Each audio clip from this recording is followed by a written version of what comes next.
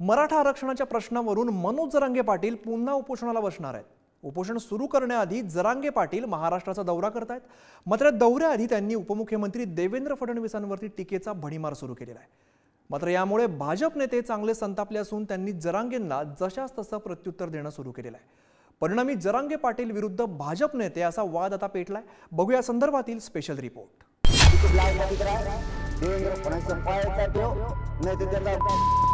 त्यामुळे त्यांनी मला दिलेल्या शिवाय समाजाला दिलेल्या शिवाय मी त्यांच्यासारखी भाषा वापरणार नाही। जरांगे पाटील आणि भाजप आमदार प्रसाद लाड यांच्यात चांगलीच जुंपली। मराठा आरक्षणावरून प्रसाद लाड यांनी मनोज जरांगे यांच्यावर टीका केली। त्यावर प्रत्युत्तर देताना जरांगे पाटलांची जीभ घसरली।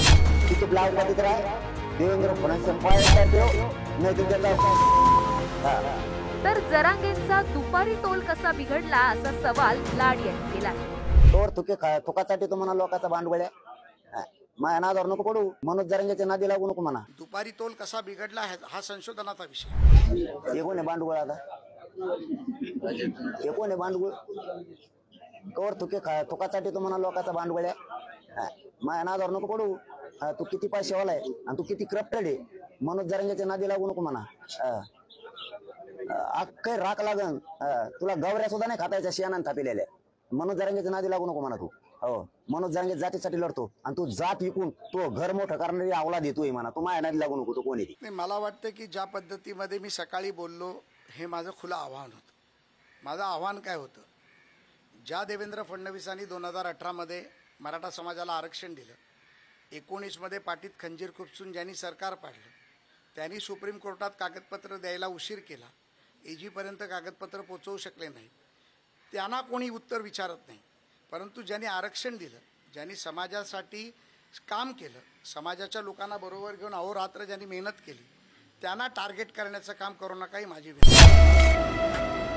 सगळे सोयरे अध्यादेशाच्या अंमलबजावणीसाठी जरांगे पाटलांनी राज्य सरकारला दिलेला अल्टिमेटम 13 जुलैला संपलाय। मात्र यावरून जरांगे पाटील उपमुख्यमंत्री देवेंद्र फडणवीसांवर निशाणा साधतायत। सत्तेसाठी फडणवीस महाराष्ट्रात रक्तबंबाळ करण्याचा डाव रचत असल्याचा आरोप जरांगे पाटलांनी केलाय। त्यानंतर भाजप आमदार प्रसाद लाड यांनी जरांगेंना प्रत्युत्तर दिलं होतं।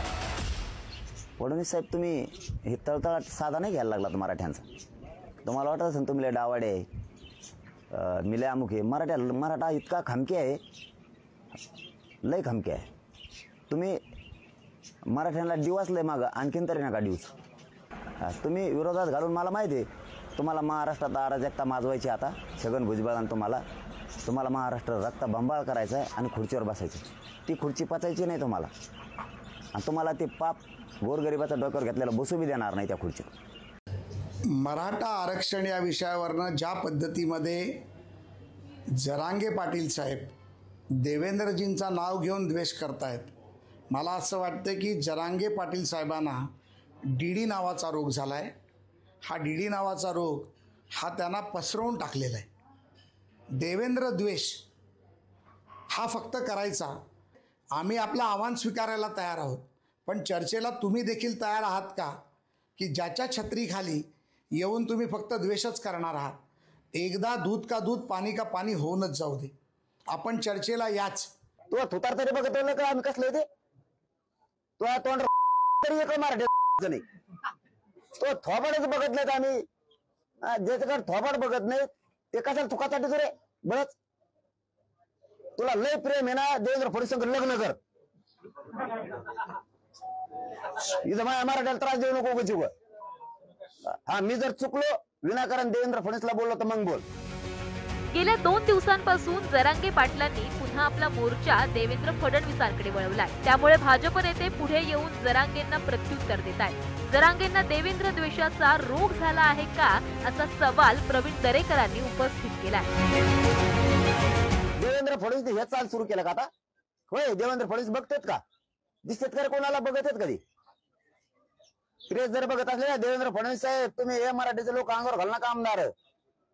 तुम्हाला जाहीर सांगतो, तुम्ही मराठ्यांचे आमदार मराठ्यांचे मंत्री आमच्या अंगावर घालू नका। मराठ्याच्यात तुम्ही मराठ्यात मारामारी लावू नका। देवेंद्र फडणवीस साहेब तुम्हाला गोडीच सांगतोय मी, तुम्हाला जाहीर सांगतोय मी। देवेंद्र फडणवीस साहेब तुम्हाला 4थी वेळ आताच्या आता 14दा सांगतोय आता जरांगेंनी ज्या दिवसापासून आंदोलन सुरू केलं त्या दिवसापासून ते आजपर्यंत त्यांच्या आंदोलनाचा केंद्रबिंदू देवेंद्र फडणवीस हेच राहिलेले आहेत. आम्ही देवेंद्र फडणवीसांची बाजू घ्यायला गेलो तर आम्हाला देवेंद्र फडणवीसांचा रोग झालाय सांगता. मग तुम्हाला काय देवेंद्र फडणवीस द्वेषाचा रोग झालाय का असं आम्ही म्हणायचं का? आरक्षणाचा मुद्दा चांगलाच चिघळत चाललाय. एकीकडे जरांगे पाटील आणि दुसरीकडे ओबीसी नेते आक्रमक भूमिका घेताना दिसतायत. अशा परिस्थितीत राज्यकर्ते असो वा विरोधक अथवा आरक्षणाचे आंदोलक यांनी सामंजस्यपणा घेणं अपेक्षित आहे.